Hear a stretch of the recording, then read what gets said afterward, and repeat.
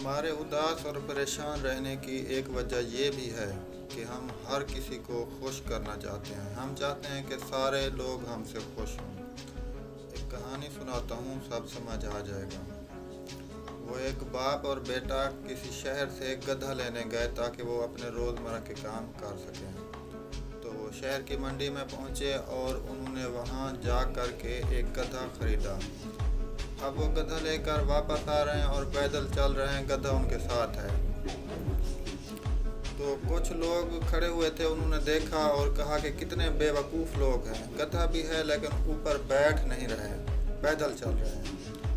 تو انہوں نے کہا بات تو ٹھیک کہہ رہے ہیں۔ تو وہ دونوں گدھے کے اوپر بیٹھ گئے۔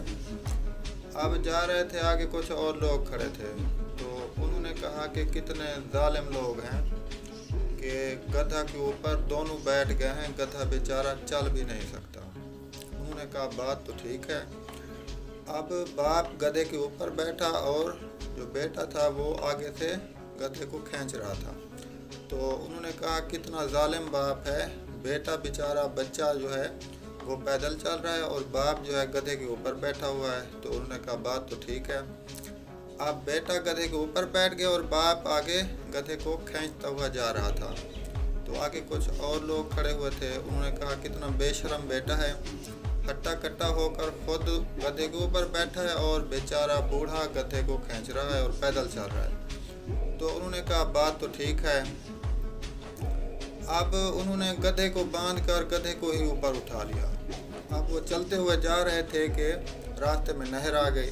تو وہ نہر کے اوپر سے گزر رہے تھے، گدھے نے پانی کو دیکھا اور وہ ڈر گیا اور وہیں اچھلنے کودنے لگا اور ان سے گر گیا اور پانی میں جا گرا۔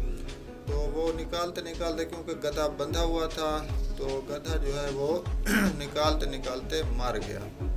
اب وہ مرے ہوئے گدھے کے ساتھ کھڑے ہوئے ہیں اور سوچ رہے ہیں کہ کاش ہم لوگوں کی باتوں میں نہ آتے تو یہ ہمارا نقصان نہ ہوتا۔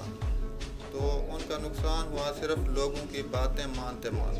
تو لوگ جو ہیں یہ کبھی خوش نہیں ہوتے۔